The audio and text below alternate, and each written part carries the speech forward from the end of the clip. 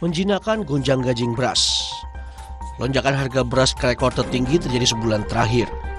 Di sejumlah daerah, beras premium dan medium juga raib di pasar tradisional dan toko retail modern.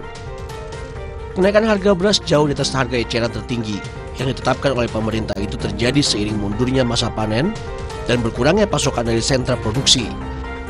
Sebelumnya, pemerintah dalam berbagai kesempatan juga melontarkan sinyal ancaman inflasi pangan. Lonjakan harga beras berpotensi mendongkrak inflasi yang berarti memukul daya beli masyarakat.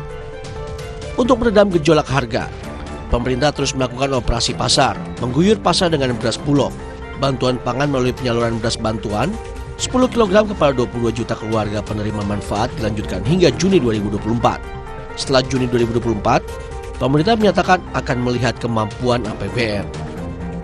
Bulog menjamin stok beras 1.180 juta ton aman hingga Ramadan dan Lebaran. Stok itu ditampung beras impor karena pengadaan dalam negeri terkendali produksi yang turun dan tingginya harga gabah tingkat petani. Defisit produksi dalam negeri terjadi 8 bulan terakhir, tetapi BPS memprediksi puncak panen dan surplus beras akan terjadi Maret 2024. Ironisnya, jelang panen raya Maret, pemerintah justru berencana impor beras 1 juta ton. Jumlah ini gabungan sisi kuota impor 2023 dan sebagian dari kuota impor 2024.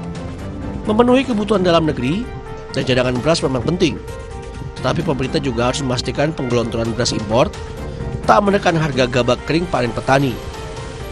Meski sempat mengalami surplus yang sporadis, produksi beras nasional relatif stagnan, bahkan turun rata-rata 1% per tahun 10 tahun terakhir. Padahal konsumsi terus meningkat sejalan dengan pertumbuhan penduduk. Selama 10 tahun terakhir, tren impor beras juga cenderung terus meningkat, dengan volume impor pertama kali menembus 1 juta ton pada 2016. Impor 3,06 juta ton tahun lalu adalah yang tertinggi dalam 25 tahun terakhir. Kita memahami, dengan defisit produksi beras dalam negeri yang masih harus ditutupi dengan impor, stabilitas harga dan pasokan beras tidak bisa mengabaikan situasi global. Kenaikan harga beras dewasa ini juga merupakan fenomena global. Bank Dunia memperkirakan kenaikan harga beras akibat El Nino dan kebijakan larangan ekspor negara produsen masih akan terus berlanjut pada 2024, dengan harga diperkirakan belum akan turun hingga 2025. Situasi pasar beras global bakal tetap ketat. Stok beras dunia juga kian menipis 3 tahun terakhir. Semua ini diprediksi memicu inflasi harga beras global yang berkepanjangan dan cukup tajam tahun ini.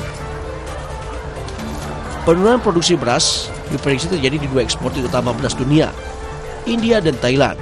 Lonjakan akibat harga larangan ekspor beras dan India tahun lalu bisa sedikit diredam dengan dibukanya lebih lebar keran ekspor Vietnam. Namun, ini saja tak cukup untuk penurunan ekspor India. Kita harus bisa mengatasi dan memitigasi dampak semua itu agar tak memunculkan guncangan dalam negeri.